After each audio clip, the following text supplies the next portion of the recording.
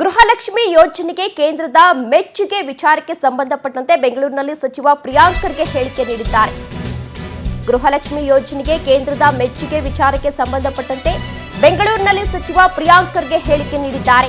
ಕೇಂದ್ರ ಮಾಡಿದ್ದು ಒಳ್ಳೆಯದೇ ಆಯ್ತು ಅಲ್ವಾ, ಬಿಜೆಪಿಯವರಿಗೆ ಹೇಳಿ ಎಂದು ಸಚಿವ ಪ್ರಿಯಾಂಕ್ ಖರ್ಗೆ ಹೇಳಿಕೆ ನೀಡಿದ್ದಾರೆ.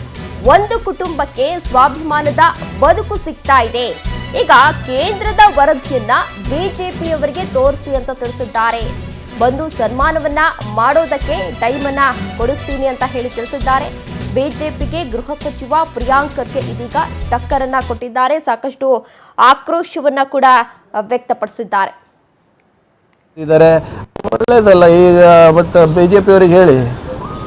ಈಗ RDPR ನಲ್ಲೂ ಕೂಡ ನಂಬರ್ 1 ಅಂದ್ಬಿಟ್ಟೆ ಮೋದಿಯವ್ರ ಸರ್ಟಿಫಿಕೇಟ್ ಕೊಟ್ಟಿದ್ರು. ಇವರ ಏನು ಕೆಲಸ ಆಗಿಲ್ಲ ಅಂತ ಹೇಳ್ತಾ ಇದ್ರು. ಜಲ್ ಜೀವನ್ನಲ್ಲಿ ನಾವು ಟಾಪ್ 3 ಇದ್ದೀವಿ.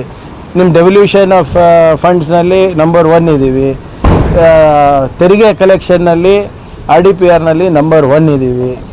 ಗೃಹಲಕ್ಷ್ಮಿ ಯೋಜನೆ ಇರ್ಬೋದು, ನಿಮ್ಮ ಗೃಹಜ್ಯೋತಿ ಯೋಜನೆ ಇರ್ಬೋದು, ಪಂಚ ಗ್ಯಾರಂಟಿಗಳಿಂದ ಒಂದು ಕುಟುಂಬಕ್ಕೆ ಆರ್ಥಿಕ ಸ್ಥಿರತೆ ಸಿಗ್ತಾ ಇದೆ, ಒಂದು ಸ್ವಾಭಿಮಾನದ ಬದುಕು ಸಿಗ್ತಾ ಇದೆ ಅಂದ್ಬಿಟ್ಟು ನಾವು ಹೇಳಿದಾಗ ಇದೇ ವಿರೋಧ ಪಕ್ಷದ ನಾಯಕರು ಬೊಬ್ಬೆ ಹೊಡ್ಕೊಂಡ್ರು ಅಸೆಂಬ್ಲಿನಲ್ಲಿ.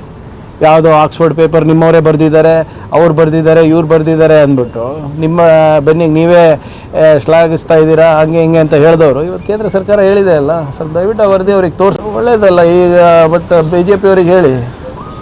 ಈಗ RDPR ನಲ್ಲೂ ಕೂಡ ನಂಬರ್ 1 ಅಂದ್ಬಿಟ್ಟೆ ಮೋದಿಯವ್ರ ಸರ್ಟಿಫಿಕೇಟ್ ಕೊಟ್ಟಿದ್ರು.